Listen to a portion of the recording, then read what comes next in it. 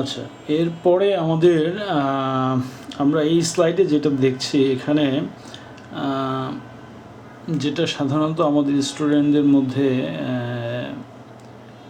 Diploma যারা করে এসছে তাদের জন্য অনেকটা ইজিয়ার, কিন্তু যারা ইন্টারমিডিয়েট করে আসছে তারা এই প্রবলেমটা বেশি ফেস করে, যে ইন্টারমিডিয়েট করার পরে তারা সাধারণত এই ধরনের সিচুয়েশনে পড়ে যায় এবং তারা চিন্তা করতে থাকে যে তারা কোন দিকে যাবে। হ্যাঁ, তখন তারা এই স্লাইডে যে প্রবলেমটা দেখা যাচ্ছে যে অনেকগুলো ইঞ্জিনিয়ারিং ব্রাঞ্চ আছে এবং মানে এক ব্যক্তি সে চিন্তা করে খুঁজে পাচ্ছে না সে কোন দিকে যাবে, তারপর হুট করেই হয়তো কোনো একটা দিকে চলে গেল। ফর এক্সাম্পল সিভিল ইঞ্জিনিয়ারিং একটা ডিসিপ্লিনে চলে গেল, কিন্তু কেন সে সিভিল ইঞ্জিনিয়ারিং ডিসিপ্লিনে গেল, বা সিভিল ইঞ্জিনিয়ারিং ডিসিপ্লিনে কি হবে বা কি করতে পারবে, বা তার ইন্টারেস্টের সাথে আদৌ ম্যাচ করবে কিনা, সেই বিষয়ে হয়তো সে খুব বেশি অকিবহাল না, বা সে খুব বেশি জানে না। তখন অনেক সময় যেটা হয় যে তার ইন্টারেস্টের সাথে মিসম্যাচ করে, এবং মিসম্যাচ করলে তখনই প্রবলেমটা হয়। তো সেই ধরনের প্রবলেম যাতে না হয় সেজন্য আসলে বেসিক লেভেলে বা ফান্ডামেন্টাল লেভেলে কিছু প্রয়োজনীয় তথ্য যেগুলো না জানলে নয় সেগুলো আমরা এখানে দেওয়ার চেষ্টা করব। যে what are the roles of civil engineer. এখানে যে রোলগুলোর কথা বলা আছে, যে the role of civil engineers is seen in every walk of life or infrastructure development activity, such as follows: providing shelter to people in the form of low-cost houses to high-rise apartments, laying ordinary village roads to express highway, constructing irrigation tanks, multi-purpose dams and canals for supplying water to agricultural fields, supplying safe and potable water for public and industrial uses, protecting our environment by adopting sewage treatment and solid waste disposal techniques, constructing hydroelectric and thermal power plants for generating electricity, providing other means of transportation such as railways, harbour and airports, constructing bridges across streams, rivers and also across seas, tunneling across mountains and also underwater to connect places easily and reduce distance. এখানে খুব কি বলে খুব সংক্ষিপ্ত আকারে কিছু role বলা আছে। তো এর বাইরেও আরও অনেক রুলস রয়েছে সিভিল ইঞ্জিনিয়ারদের, এবং আরও অনেক প্রফেশনে আমরা এখন সিভিল ইঞ্জিনিয়ারদের দেখি। এখানে বেসিক্যালি যেগুলোর কথা বলা হয়েছে সেগুলো মেইন যে রুলগুলো আছে সেগুলোর কথা, যে মূলত সাধারণ মানুষদেরকে লো কস্ট হাউস থেকে শুরু করে হাই রাইজ অ্যাপার্টমেন্ট পর্যন্ত যেগুলো আমরা সাধারণত তৈরি করে থাকি সিভিল ইঞ্জিনিয়াররা। এছাড়া রোড কানেক্টিংয়ের কথা বলা হয়েছে, এগ্রিকালচারাল ফ্যাসিলিটিস প্রোভাইড করার কথা বলা হয়েছে, কীভাবে ইরিগেশনকে কীভাবে নদী থেকে খালের মাধ্যমে কৃষকের জমিতে পৌঁছানো যায় সেসব ফ্যাসিলিটিস তৈরির কথা বলা হয়েছে, ওয়াটার সাপ্লাইয়ের কথা বলা হয়েছে, তারপর সলিড ওয়েস্ট ট্রিটমেন্টের কথা বলা হয়েছে, সলিড ওয়েস্ট ডিসপোজালের কথা বলা হয়েছে, হাইড্রো ইলেকট্রিক পাওয়ার প্ল্যান্টের কথা বলা হয়েছে, এবং এছাড়াও অন্যান্য ট্রান্সপোর্টেশনের যেসব মাধ্যম রয়েছে যেমন রেলওয়ে, এয়ারপোর্ট, হারবার ইত্যাদির কথা বলা হয়েছে, যেগুলো কনস্ট্রাকশনে সিভিল ইঞ্জিনিয়ারদের ভূমিকা অত্যন্ত গুরুত্বপূর্ণ। এছাড়া আমরা যেটা করে থাকি, ব্রিজ তৈরি করে থাকি নদীর এক প্রান্ত থেকে আরেক প্রান্তে, বা খালের এক প্রান্ত থেকে আরেক প্রান্তে, এবং অনেক সময় সমুদ্রেরও মধ্যেও ব্রিজ তৈরি করা হয়ে থাকে। হ্যাঁ, যেটা আমরা সাগর বা সমুদ্রের মধ্যেও ব্রিজ তৈরি করা হয়ে থাকে বিভিন্নভাবে আমরা দেখে থাকি, অর্থাৎ যেখানে হয়তো তৈরি করা সম্ভব যেখানে, সেখানেই তৈরি করা হয়। তারপর টানেল তৈরি করা হয়ে থাকে। দেখা যায় যে যেখানে হয়তো একটা টানেল তৈরি করলে দুইটা পয়েন্টের মধ্যে ডিস্টেন্স অনেক কমে আসে, সেক্ষেত্রে টানেলও তৈরি করে থাকে। এছাড়াও আরও অনেক রোলস রয়েছে সিভিল ইঞ্জিনিয়ারদের টেলিকমিউনিকেশন সেক্টরে, তারপর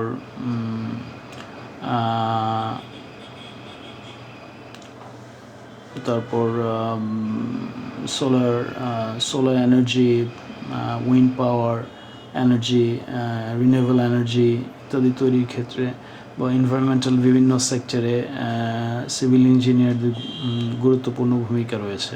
তো এখানে আমরা সিভিল ইঞ্জিনিয়ারদের সাধারণ যে রুলসগুলো আছে সেগুলো একটু দেখলাম। তো এগুলো জানা থাকলে যেটা হবে যে একজন ছাত্র যখন একটা ডিসিপ্লিন চুজ করতে যাবে, for example civil engineering choose করতে যাবে, সে জানবে যে তাকে কি কি কাজ করতে হতে পারে বা তার কি কি দায়িত্ব হতে পারে। হ্যাঁ, তখন হয়তো সে তার ইন্টারেস্ট এর সাথে এই রুলসগুলো ম্যাচ করছে কিনা সেগুলো জাজ করা তার জন্য সহজ হবে। তো এই জন্যই আসলে এই বিষয়গুলো একটু আলোচনা করা। এরপরে আমরা যেটা দেখব ডিভিশনস, সিভিল ইঞ্জিনিয়ারিং কী কী ডিভিশনস আছে। এখানে যেটা বলা আছে, as seen above, civil engineering is a very broad discipline that incorporates many activities in various fields. However, civil engineers specialize themselves in one field of civil engineering. The different fields of civil engineering and the scope of each can be briefly discussed as follows. যেটা মোটামুটি summary যেটা হলো, civil engineering একটা broad field এবং এখানে অনেকগুলো subdivision রয়েছে এবং সবগুলো সাবডিভিশনেই কাজ করার সুযোগ থাকে। তথাপি আমরা যখন একজন প্রকৌশলী হয়ে থাকে, প্রকৌশলী যেটা করে যে আস্তে আস্তে সময়ের সাথে সাথে সে একটা সার্টেন একটা ডিসিপ্লিনে নিজেকে স্কুইজ করে নিয়ে আসে বা একটা নিজেকে স্পেশালাইজড করে নিয়ে আসে। তো সময়ের সাথে সাথে সেটা হয়ে থাকে। তো নর্মালি আমরা যেই ফিল্ডগুলো দেখে থাকি সিভিল ইঞ্জিনিয়ার, সেগুলো নিয়ে এখানে আলোচনা করা হয়েছে। এর মধ্যে যেটা আছে surveying. Surveying is a science and arts of determining the relative position of points on the Earth's surface by measuring distance, directions, and vertical heights directly or indirectly. Surveying helps in preparing maps and plans, which help in project implementation, setting out the alignment for a road or railway track or canal, deciding the location for a dam or airport or harbor. The cost of the project can also be estimated before implementing the project. Nowadays, using data from remote sensing satellite is helping to prepare maps and plans and thus cut down the cost of surveying. Surveying সম্বন্ধে যেটা বলা হয়েছে, আমরা যেটা সাধারণত যারা যদি কেউ আপনারা অনেকেই হয়তো বর্তমানে ফিল্ডে জব করছেন এবং জানেন যে কোনো প্রজেক্ট শুরুর আগে আমরা যেটা করে থাকি, প্রজেক্ট ইমপ্লিমেন্টিং এরিয়াতে একটা সার্ভেইং করে থাকি। সার্ভেইং করে যেটা হয় যে ওই যেখানে প্রজেক্টটা ইমপ্লিমেন্ট করা হবে সেই সংশ্লিষ্ট এরিয়াতে ভূমির কী রূপ, সেই ভূমির রূপ সম্বন্ধে আমরা একটা সার্টেন একটা ধারণা পেয়ে থাকি সার্ভেইং থেকে। তো সার্ভেইংয়ে যেটা করা হয় যে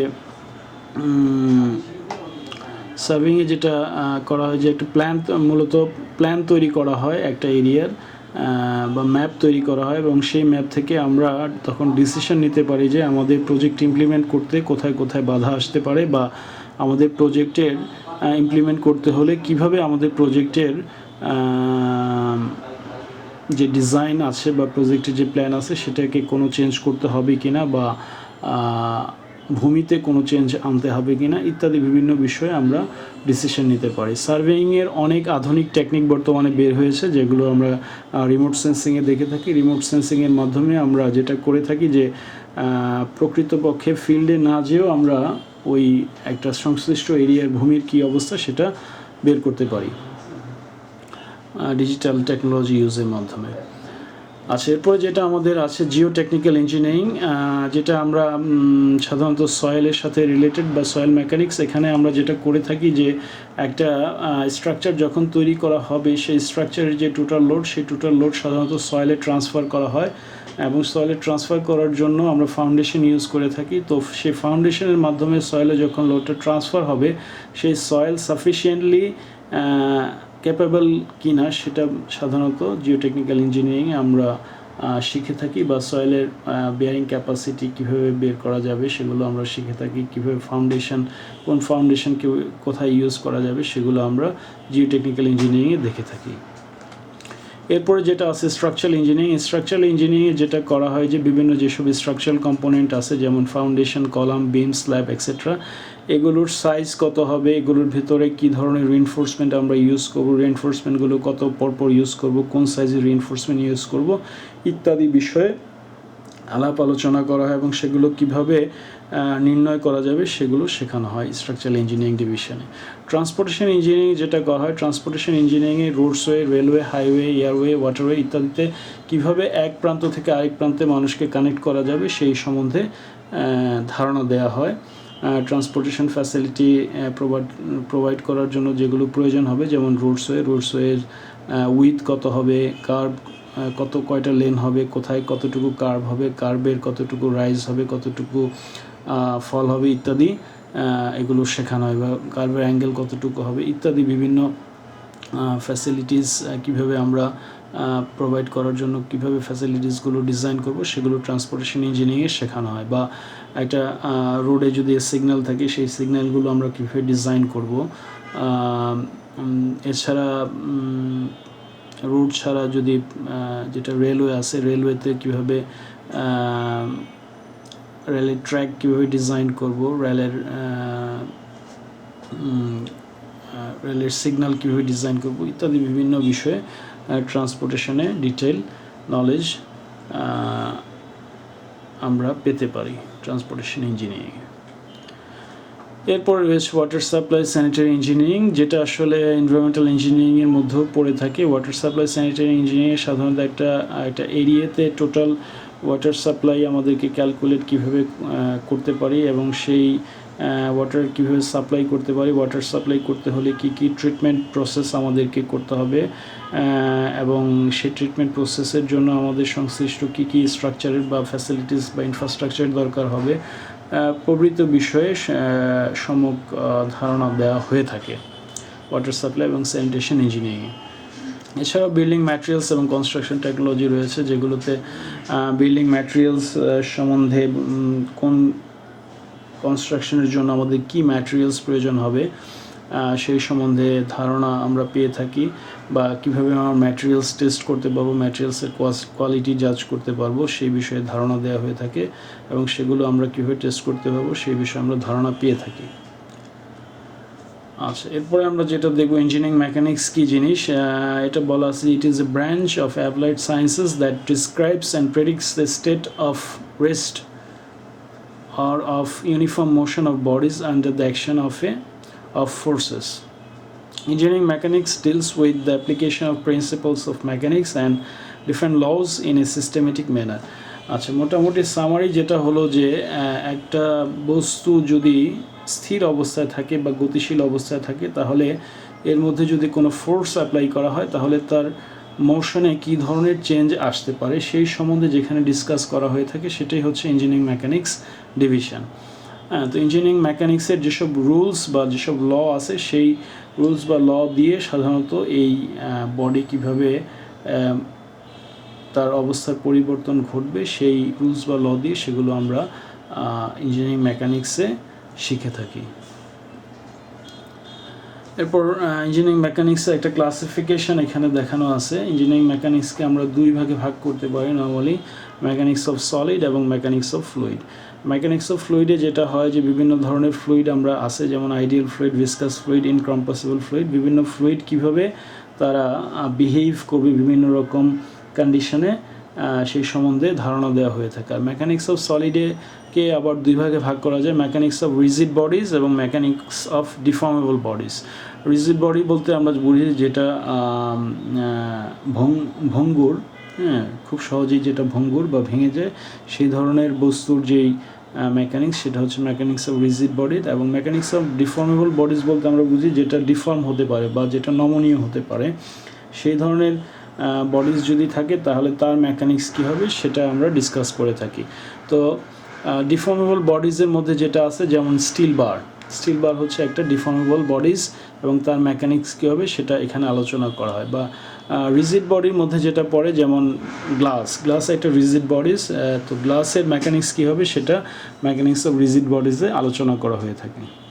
আচ্ছা, মেকানিক্স অফ ডিফর্মেবল বডিজের মধ্যে যেটা স্পেশালি যে বিষয়গুলোতে খেয়াল রাখা হয় সেটা হচ্ছে strength of materials, theory of elasticity এবং থিওরি অফ প্লাস্টিসিটি, এই বিষয়গুলো নিয়ে মূলত আলোচনা করা হয়ে থাকে। এবং মেকানিক্স অফ রিজিড বডিজকে আবার দুই ভাগে ভাগ করা যায়, কাইনেটিক্স এবং স্ট্যাটিস্টিক্স এবং ডিনামিক্স। তো ডিনামিক্সকে আবার ফার্দার বা দুইটা ভাগে ভাগ করা যায়, কাইনেমেটিক্স এবং কাইনেটিক্স। তো মূলত এখানে মোটামুটি রিজিড বডিজের মধ্যে আমরা স্ট্যাটিস্টিক যে পার্ট আছে, স্ট্যাটিক্স যে পার্টটা আছে সেই পার্টটা নিয়ে আলোচনা করে থাকবো এই ইঞ্জিনিয়ারিং মেকানিক্স ডিভিশনে। আচ্ছা, এখানে একটা যে স্লাইডে যে ছবিগুলো দেখানো আছে, এখানে দুইটা স্ট্রাকচারের ছবি দেখানো আছে। Failure of column of elevated highway, এটা জাপানের কোবে শহরের একটা ছবি। দুইটা ছবি জাপানের কোবে শহরের, জাপানের কোবে যে আর্থকুয়েক হয়েছিল 1985-এ, সেখানকার দুইটা স্ট্রাকচারের ছবি। এবং ডান দিকে যে ছবিটা আছে সেটা একটা এলিভেটেড রেলওয়ের ছবি, যেটা কোবে আর্থকুয়েকের পর এভাবে ল্যাটারাল ওয়েতে কলামগুলো পড়ে গিয়েছিল। তো এখানে যে কোশ্চেনটা করা হয়েছে যে why structure fails like this, তো মূলত আসলে এই কোশ্চেনটা করার উদ্দেশ্য হচ্ছে যে আসলে যে কেন স্ট্রাকচারটা এইভাবে ফেল করেছে সেটা জানা নয়, অর্থাৎ এই ধরনের স্ট্রাকচার কেন ফেল করে এবং সেটা আমরা কীভাবে জানতে পারবো, এটা সাধারণত ইঞ্জিনিয়ারিং মেকানিক্সের যে নলেজ, সেই নলেজ থেকেই আমরা জানতে পারবো। অর্থাৎ ল্যাটারাল কোনো ফোর্স বা পাশ থেকে কোনো ফোর্স হয়তো এই ধরনের স্ট্রাকচারগুলোতে অ্যাপ্লাই করা হয়েছে, যার ফলে স্ট্রাকচারগুলো পাশে এভাবে বেঁকে পড়ে গেছে। তো এইগুলো আসলে ইঞ্জিনিয়ারিং মেকানিক্স থেকে আমাদের এই ধারণাগুলো আমাদের নিতে হবে, সেজন্যই আসলে এই ছবিগুলো এখানে দেয়া। পরের যে দুটো ছবি আছে সেখানেও এখানে আমাদের রানা প্লাজার একটা ছবি আছে, failure of A factory building in 2013 in Savar, Bangladesh. আরেকটা ছবি আছে জাপানের নিগাতা শহরে, যেখানেও এটাও নিগাতা শহরে যেটা আর্থকুয়েকের জন্য হয়েছিল, এটাও আমরা দেখতে পাচ্ছি আর্থকুয়েকের জন্য ল্যাটারালি, অর্থাৎ পাশে এক পাশে স্ট্রাকচারটা পড়ে গেছে। এবং রানা প্লাজা যেটা হয়েছিল যে আমাদের ফাউন্ডেশন কলাপস করেছিল, ফাউন্ডেশন কলাপস করার কারণে, ফাউন্ডেশন সেটেলমেন্টের কারণে টোটাল স্ট্রাকচার কলাপস করেছিল। তো মূলত এই ধরনের যে ফেলসগুলো আছে এগুলো আমরা ইঞ্জিনিয়ারিং মেকানিক্স যখন শিখব এবং তখন আমরা বুঝতে পারবো যে একটা স্ট্রাকচারের কোন দিক থেকে ফোর্স অ্যাপ্লাই করলে বা সেটা কোন দিকে ফেল করতে পারে, বা স্ট্রাকচারাল যেসব ফোর্স আছে সেসব ফোর্সের ব্যালেন্স যদি না হয় তাহলে কোন দিকে একটা স্ট্রাকচার ফেল করতে পারে। তো এই জিনিসগুলো আমরা ইঞ্জিনিয়ারিং মেকানিক্স থেকে শিখব। তো সেজন্যই আসলে এই ছবিগুলো এখানে দেয়া। এখানে যে ছবিগুলো দেয়া আছে এগুলো কলামের বাকলিংয়ের ছবি, কলামের বাকলিং করা হয়েছে, বাকলিং এবং সেটেলমেন্ট দুইটাই আছে, বাকলিং এবং কলামের বাকলিং এবং কি বলে কম্বাইন্ড ফেলিওর হয়েছে। এর কারণ হচ্ছে মূলত যে ল্যাটারাল ফোর্স বা আর্থকুয়েক ফোর্স যেটা অ্যাটাক কাজ করেছে, সেই ধরনের ল্যাটারাল ফোর্স যখন কাজ করে তখন কলাম এভাবে বাকলিং করে বা বেঁকে যায়। কলাম আমরা যখন মূলত ডিজাইন করি তখন ডিজাইন করে থাকি কম্প্রেসিভ লোডের জন্য। তো কলামে যখন কম্প্রেসিভ লোডের পরিবর্তে অন্য কোনো ধরনের লোড কাজ করে তখনই কলামের আসলে এই ধরনের প্রবলেমগুলো হয়ে থাকে, বাকলিং হয়ে থাকে বা কি বলে সেটা একদিকে বেঁকে পড়ে যায়।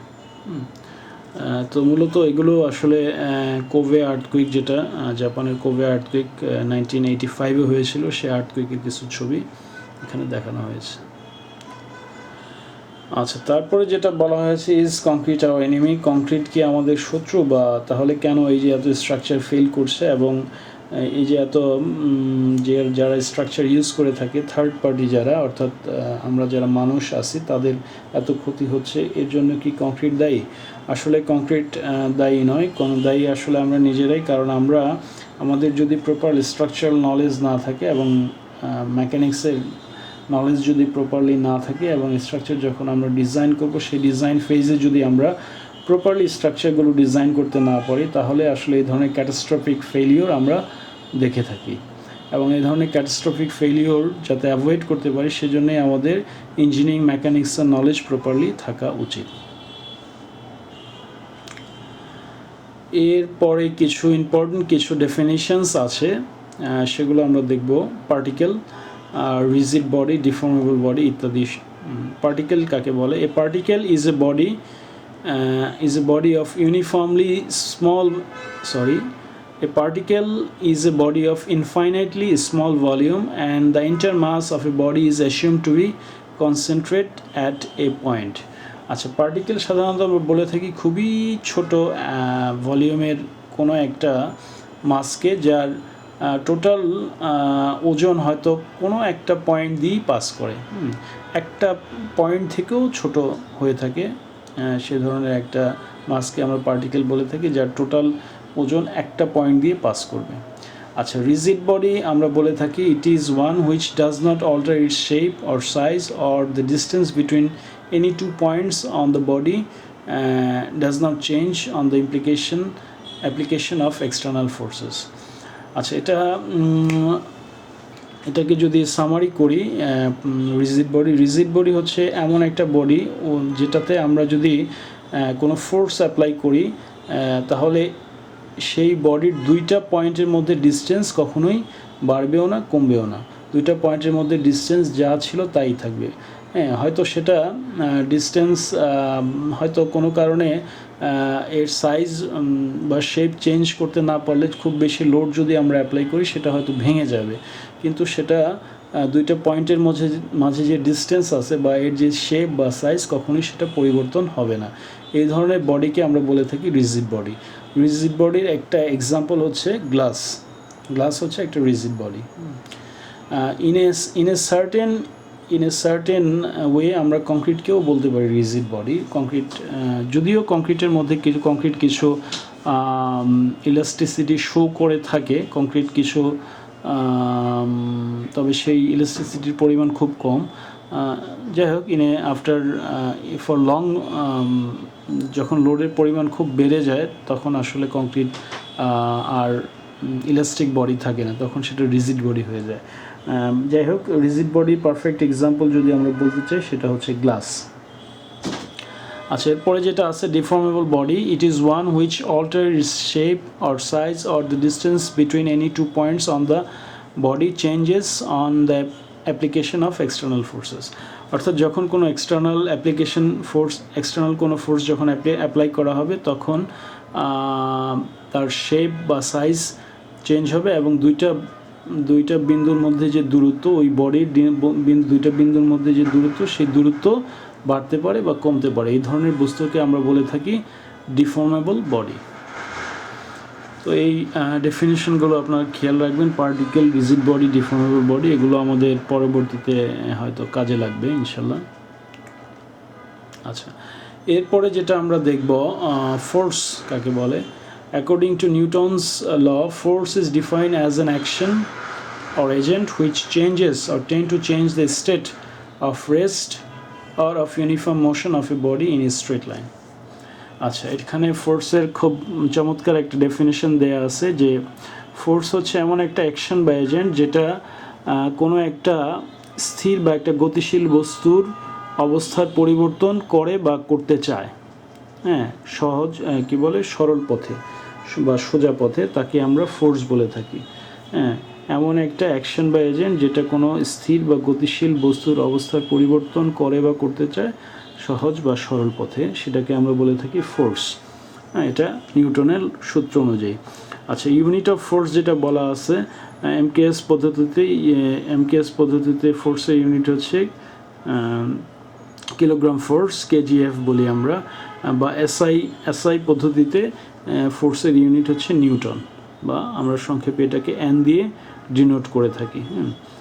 এখানে যেমন একটা ফিগার দেওয়া আছে যে এটা একটা বডি, এ এবং বি একটা বডি, এখানে 10 নিউটন একটা এক্সটার্নাল ফোর্স অ্যাপ্লাই করা হয়েছে ডান দিকে, এবং যার ফলে এই বডিটা হয়তো সামনের দিকে মুভ করবে, এবং এর যে মুভ করার যে লাইন অফ অ্যাকশন, সেটা এখানে একটা অ্যারো দিয়ে দেখানো আছে। আচ্ছা, ক্যারেক্টারিস্টিক্স অফ ফোর্সেস বলা আছে।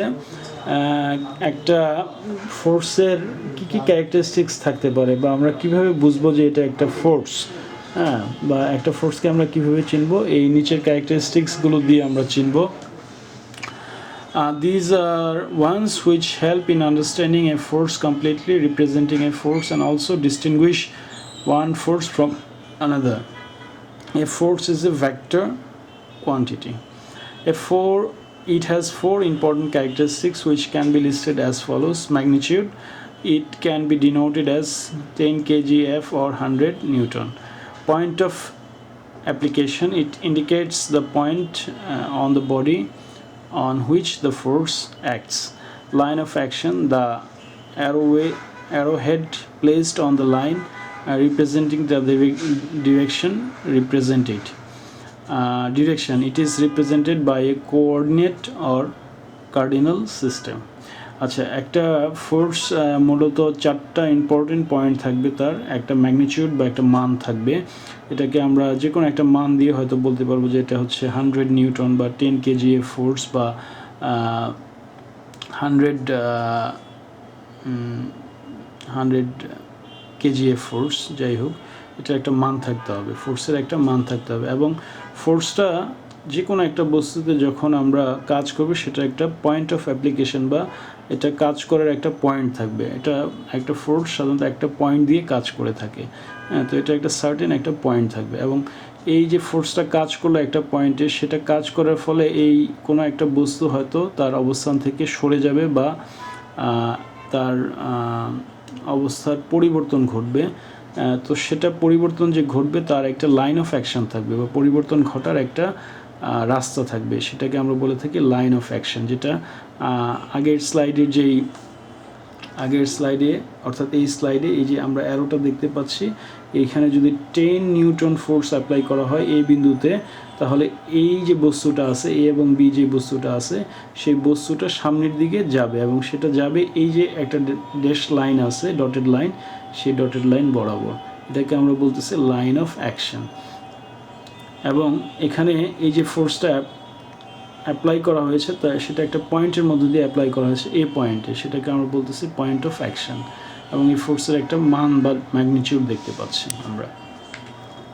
এবং একটা ডিরেকশন থাকবে, সেটা কোন ডিরেকশনে কাজ করতেছে সেটা একটা ডিরেকশন থাকবে, একটা কোঅর্ডিনেট সিস্টেম দিয়ে আমরা সেটা রিপ্রেজেন্ট করে থাকি সাধারণত। এগুলো হচ্ছে ফোর্সের ক্যারেক্টারিস্টিক্স। এই ক্যারেক্টারিস্টিক্সগুলো আমাদের জানা থাকা অত্যন্ত জরুরি।